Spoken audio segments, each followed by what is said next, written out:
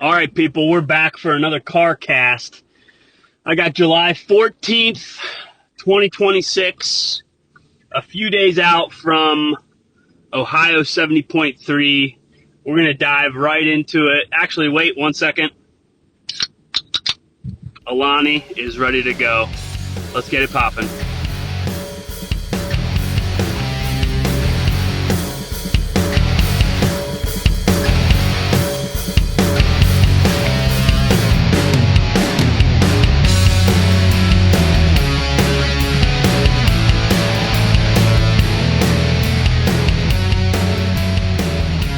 So here we are, a couple days out from Ohio 70.3.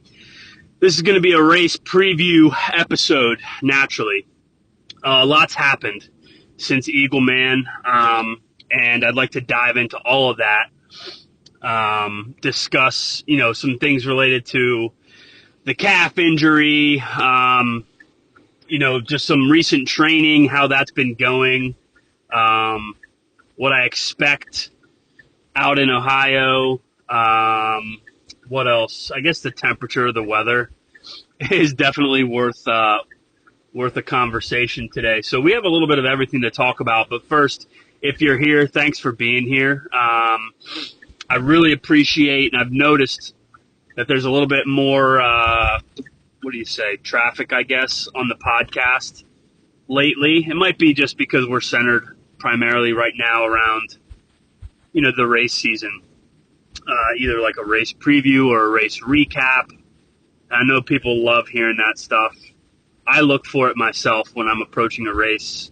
I look for little nuggets here and there from anyone who has experience, having raced it in the past, or anyone who has experience, training on the course. This is Placid Week as well, and I know there's a handful of people who host camps throughout the year and, of course, early in summer in preparation for Lake Placid. So I listen to that stuff as well, even though I'm not racing Placid. I guess a little side note, I wish I was racing Placid. I do have an athlete racing Placid, Dave Cap, so good luck to you, Dave. That's a different conversation, one that Dave and I will probably have again with everybody here on the show. But, Placid was my most recent full iron race. That was 2 years ago. 2 years ago. And I can tell you almost with certainty it will be my next full iron distance, just because I loved it so much. It was just an awesome race. So anyways, I do wish I was there, and I look forward to the day. It will not be next year, but I do look forward to the day that I get back out there. That race is just magical. So anyways, Placid, Ohio. I got an athlete ripping a half marathon this coming weekend. There's a lot going on with Hill Pursuit and Hill Pursuit athletes. So I have to wish everyone luck. Almost half of my crew, athletes that I coach, almost half of them are racing this weekend in big races, with serious goals. So huge good luck and well wishes to the Hill Pursuit team. Also the Victory Multisport team. I got a bunch of Victory people out in Ohio. I'm really looking forward to being on the course with a lot of familiar faces, friends, athletes, other coaches. It's different. It's different when that's the case. And if you've not raced in a race like that, you're missing out, because you get onto that run course, and if you don't know anybody, it gets lonely real fast. So this is going to be a different one this coming weekend, and I'm really looking forward to it for that reason as well. So that's going to be a lot of fun. But anyways, tons of different podcasts you can go back and listen to wherever you stream your shows. We're on YouTube as well, for some collaborative podcast episodes, maybe some race day stuff, things like that. So check out the YouTube channel, Spotify, Podbean, Google, Apple, wherever you're getting your stuff. We also have a website, hillpursuit.com. There's a contact page there. I really enjoy when people reach out to me, even if it's just like, hey, I think this sounds great, good luck. Or if it's like, hey, I have a question about my fueling, am I biking enough and prepped for this race? Like, I get that stuff more often than I probably even tell you that I get it, but I do get it, and I really enjoy it. So please don't hesitate to reach out to me either through the website where you can get all coaching info as well, or just at my email address, hillpursuit@gmail.com. So let's get into this. Eagle Man, roughly, five-ish, 6 weeks ago. I had no run fitness going into it because I had a calf injury for probably the 5 weeks prior, and I was unable to run for almost 4 straight weeks leading into Eagle Man. And Eagle Man was the hottest race I've ever raced in the history of racing. Okay, maybe not, but in the history of my racing. And when it gets hot, if you don't have the aerobic, the aerobic specialty built enough to fall back on. I say specialty because it got hot for me on the run. So my aerobic run base was just not there, just wasn't there. So I didn't have much to fall back on, and it turned the last probably hour to hour and a half, honestly, hour 15 of the run just wasn't fun, and this sport's fun. And I had that conversation a lot. People get stressed about this sport. I've had my own experiences as well dealing with stress, maybe leading up to a race, but in races, whatever. But this is a fun sport, like most people I know, most athletes I coach, most friends in the game of triathlon, Ironman racing, whatever. Most of them like it year round, and that's a very, it's unique to the sport of triathlon is that, you have to enjoy this year round, or it's just like you're just going to get completely burned out before your season even starts. That could be injury. Luckily for me, I avoided a big one. I pulled back. But it could be injury. It could just be a mental fatigue, the mental load of you're balancing 3 different sports, strength training, nutrition. I mean, it's not a little bit. It's a lot. And no, we're not professional athletes, but you do have to have a sound approach in order to keep this fun and entertaining for yourself. And I always tell people I'm very fortunate that I think all of it is fun. I like the off-season grind of having nothing on the calendar for 8 or 9 more months. I like like I mentioned, the Rubik's Cube of the 100-mile race, but it could be the Rubik's Cube of any race. There's a lot of problem solving that you have to be able to do in real time and execute, and you have to be able to change your course of action and adapt on the fly. I enjoy all of that. I enjoy all of it. So I'm very fortunate that I enjoy the day-to-day, probably more than I enjoy the actual racing. And don't get me wrong, I love racing, but again, I'm very fortunate that I do love all the different elements associated with the sport of triathlon, on a day-to-day basis, sleep, food, all the stuff. I'm not perfect with any of it by any means, right? I have 4 kids. They're all tiny. So I'm not perfect at any of this, but I do make it for myself, and I keep things very practical to fit into my life. And again, I'm very fortunate that I enjoy all of this. And I look at racing as like a celebration of the fitness that you have. And, there's 2 sides to that coin, right? You could look at it as, well, there's no hiding on race day. If you have a bad race, it doesn't fall on anybody else but you. It's not a team sport. You're out there by yourself, and sure, you get encouragement from teammates and coaches and fans and friends and whatever. But, if things don't go well, it's the last 4, 6, 9 months of training that didn't go well. It's not the race day necessarily. Now, sure, you can get a flat tire, but let's say you just, you don't have run fitness, right? Like back to my example of being hurt in my last race. I didn't have run fitness, and that was my fault, and that was on display during that race, among other things for other people and other athletes, but that's a very recent one for me. It didn't really bother me because I was still happy to toe the start line and, hopeful that things would get better after the race. So let's pick up from there. So Eagleman finished. Well, actually, quick break for a sip from the Alani. Oh man, you really can't beat it. You can't beat it. Not sponsored, but should be sponsored. But you can't beat it. Go grab yours today, wherever Alani's are sold. There you go. All right, back to the action. Eagleman wraps up, and I felt fine during the race. Like I wasn't able to like execute a good half marathon, is what it is. Again, I knew that. I was aware of that. But I didn't injure my leg any worse, you know. So I ran the half marathon, trotted, jogged, whatever. Finished the half marathon, and I was not worse off than before I started it. So I looked at that as a victory. And, you know, I gave it a few days, I gave it a week or so, and I was back to jogging slowly. And I was just kind of testing the waters. And during that first week to 2 weeks, I put in a couple, like, very short tempo efforts where I was trying to hold, you know, a brisk pace, maybe like an open half marathon pace for me. So somewhere right around an 8-minute mile, which again, an open half marathon, you know, low 150s, I guess, maybe high 140s would be my open half marathon. So between a 7:40 and an 8:10, somewhere in there, whatever.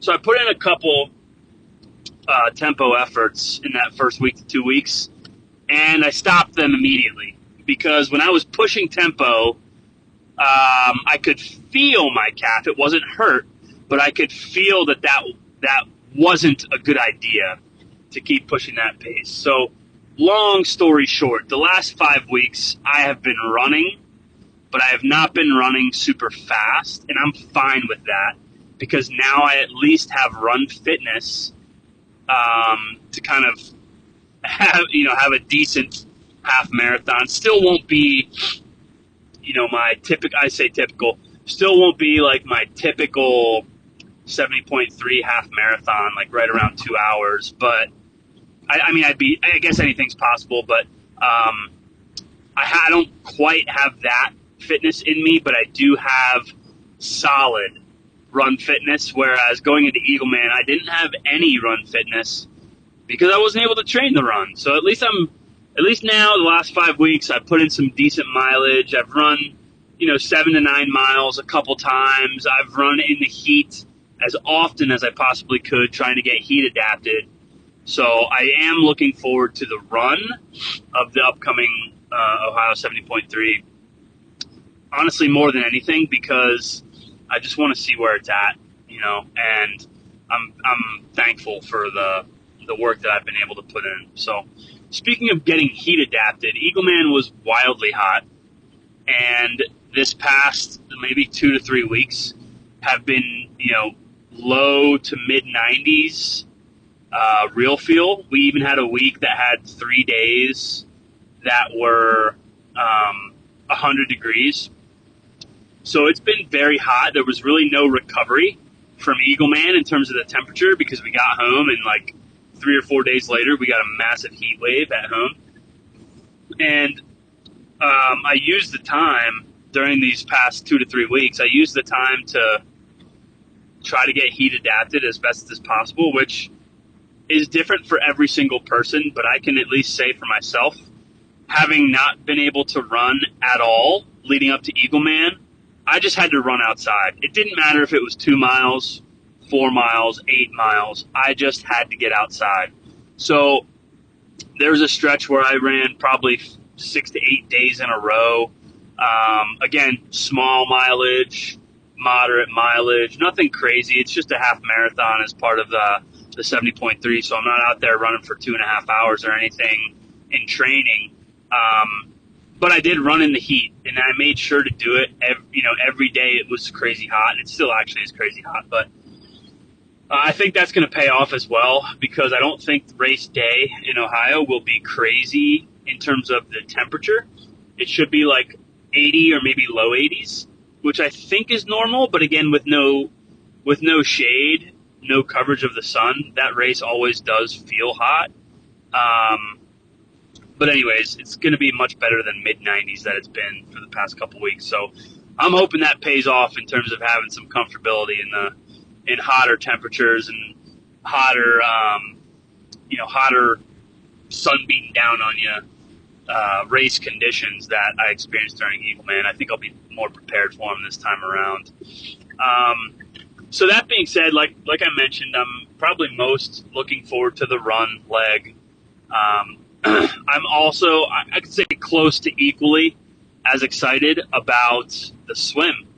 The reason I'm probably equally as excited about the swim is I have been putting in a lot of time in open water for the past month, like at least 3 to 4 days a week in open water. And like I haven't even swam in my pool since Eagleman, which was again 5 to 6 weeks ago, early June. Here we are in mid-July. So I haven't gone to my pool once in between these two races. I've literally only been in open water. And again, it's been a minimum of 3 to 4 times per week. So, and it's always been without a wetsuit, which if you remember 1 year ago, at Ohio, I swam without a wetsuit and had a horrible panic situation where I was very uncomfortable. Brief panic turned into much longer panic than I would have ever imagined or expected. So, you finish the race, you cross that finish line. First of all, you're thankful. Second of all, you're like, all right, what the heck do I have to do next time to avoid this? So as soon as the weather broke, I got in the lake as often as possible without wearing a wetsuit. And I will also say this, and I've said it before on the show, if a 70.3 or an Ironman event is ever a wetsuit optional temperature, I'm wearing it. I'm going to wear the wetsuit for the added comfort, for the reassurance that I have some added buoyancy. Again, I'm not qualifying for Worlds, and unless I get to the point where that becomes something that I aim for in the sport, which I would be shocked if that's the case. That's just not my approach to the sport. But if that were to happen, then I would take a different approach. But if it's ever a wetsuit legal or wetsuit optional race, I'm wearing my wetsuit from now on. That's just how it's going to be. However, last weekend at Muncie, it was a wetsuit illegal race because the water temperature was so high. And if in the case that it's a wetsuit illegal race, I'm ready. I'm telling you right now, I'm ready. I've done nothing but swim in open water without a wetsuit for over a month straight. I think about it every single day. I think about it every time I touch the water. I'm ready for this swim. I'm excited for it. I'm ready to get revenge at this swim. I'm ready to feel strong. I'm just excited about the swim. Again, almost equally as excited as I am about the run. Probably a little bit more focused and excited about the run just because it was essentially missing from training. Whereas the swim wasn't really missing for me. It just wasn't where it needed to be. And now I feel a lot more comfortable mentally, of course, physically. And I'm looking forward to the swim. One thing I do know about the course, though, the swim course, at least just because my family has a lake house in Sandusky, that water temp is high right now. It's high. So there's a chance it's wetsuit illegal. But I was just on the phone yesterday with an athlete and, asked me my gut feeling. My gut feeling is it's going to be a wetsuit optional and not wetsuit illegal. I believe the water temp by the pier is, don't quote me on this, please. I was just having this conversation with my brother-in-law who's out there boating literally right now. I believe the temp by the pier is around 80 degrees, which means it's a wetsuit optional.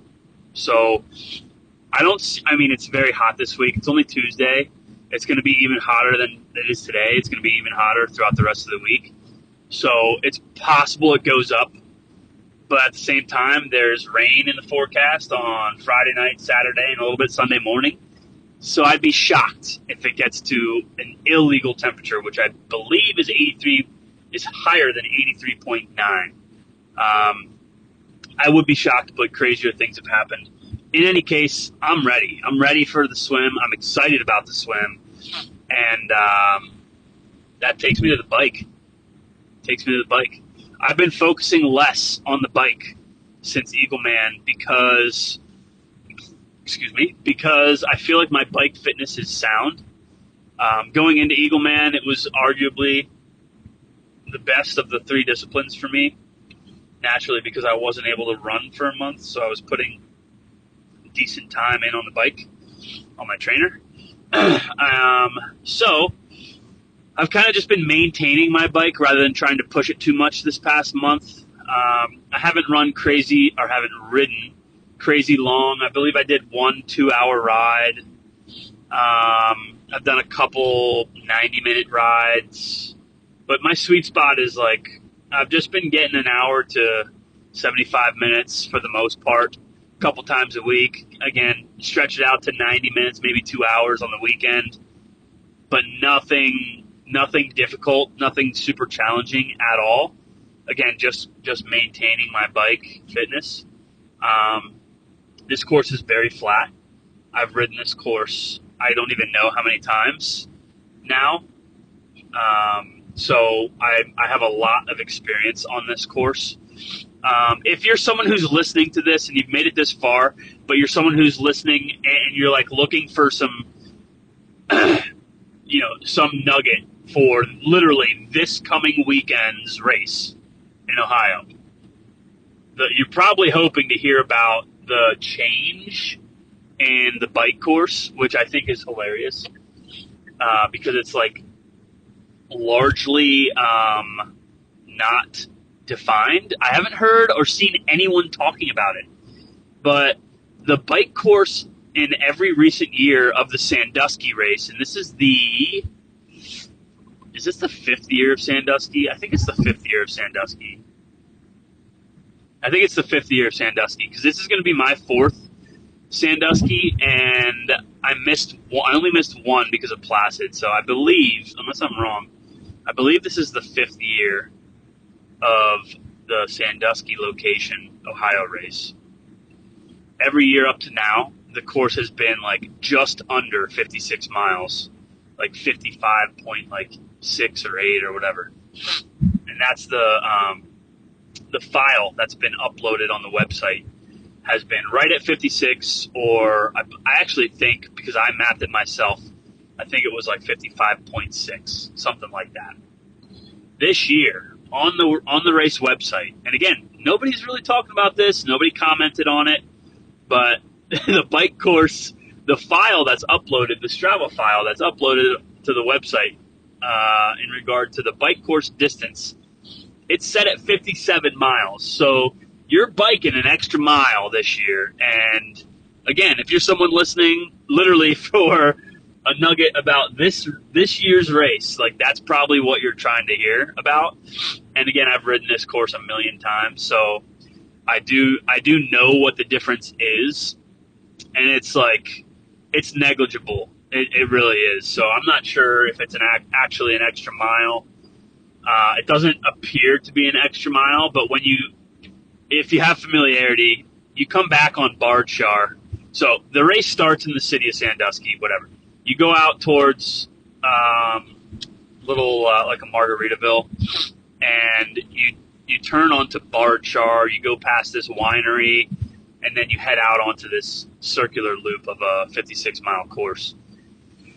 The course comes the whole way back around to the same road, Bardshar, to finish. And in recent years, you would hop on Bardshar and basically approach the exact opposite direction of the race start, and then you would branch off early off of Bardshar onto Home Gardener and head back to the city. That is kind of like a shortcut, and it is shorter, or it was shorter, to get to the city faster. There must be construction or something, and honestly, I didn't notice if there was construction, but maybe they're planning something.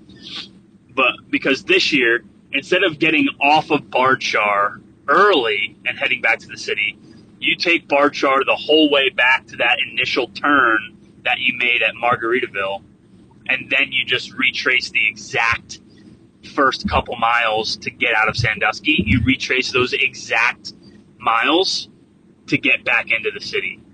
So instead of getting off of Bardshar on the way home, you just stay on Bardshar and then you retrace the exact first 4 miles of the race. So that's the difference. I don't know if it's a full mile. It doesn't appear to be, but it is definitely shorter. It's definitely a little longer than the shorter version of the last 4 years. What do I expect out of myself? This is a tough one. I minimally expect to be efficient in the water. That's what I expect. I had the same expectation going into Eagleman. I felt very strong and confident going into Eagleman as well. Quick sip from the Alani. I felt confident going into Eagleman. I had a very efficient swim. I averaged somewhere around 150s, 152 per 100 in open water, which I was very pleased with, something like that. This is a harder swim, make no bones about it. It is a harder swim. So I'd be thrilled if I was somewhere around 2 minutes per 100. Again, just a smooth, efficient swim, not setting any speed records or anything. Just want to feel strong and confident in the water. So that's goal number one. I don't care what that time looks like. I just want to have an efficient swim. I want to get over the first 200 meters of last year's freak out, and I want to enjoy myself in the water because I have been a lot lately. So that is goal number one. When I get onto the bike course, I do have a time in mind. I think at Eagleman I was like 243 or low 240s. Having an extra mile, right, allegedly, I would love to be right at 245 again, somewhere in there. So roughly the same bike split, which again I've been maintaining. So I don't think there's any reason for me to expect anything different. If I'm feeling decent, I'm feeling like myself, I should have a very similar bike split to the one that I just had at Eagleman because the courses are extremely flat. And I actually, I've done Eagleman 4 times as well, so I know that course really, really well. But I've ridden Ohio a ton of times. I know where I can push. I know I know when there's a little bit of a downhill for like 8 to 10 miles that I can just kind of lay it down. So I'm expecting to have, if anything, a better bike split, but minimally the same bike split that I just had at Eagleman. So I'm looking at 245-ish. Now, onto the run. I don't have anything crazy on my mind aside from I want to have a strong run and feel like I'm racing the half marathon. That's the biggest goal because I'm able to now. I've been training, and I fully expect to have a run that that I feel like I'm an athlete, that I feel like that I know what I'm capable of. So that's my goal with the run on the surface. If I had to put a time to it, I don't know exactly what time I would put to it. I would say if I could average between a 9:30 and a 10-minute mile while walking aid stations, because that's what I'll do. I would love that. I would be thrilled with that. I think it's possible I can go faster if I'm being honest. I really do. I think I could have a very strong run, especially because I know the heat is not going to be as bad. So, as bad as Eagleman. So, I think if everything kind of comes together, I think I could, I would love to have, the start time or the overall finish time of my race be back under like the 5:45 time frame. I've been there in the past. Some things haven't come together in recent years. Um, so, I had a crash before. I had a really bad swim once. I've ridden more hilly courses. Like, things haven't really come together for me to get back under that time frame. Um, I would love to be in the 5:45 range or under. My course PR at Ohio is 5:58, and what's super funny is I went 5:58 twice at this course, so I would be thrilled if I could get under it. The truth is, though, I don't really care about 5:58. I don't really care about 5:45. But I'm a human who has goals, and in my head, I'm thinking to myself, well, I think I'm fit enough to be in this time frame or in this overall finish time. I think I can do this, and that is the truth.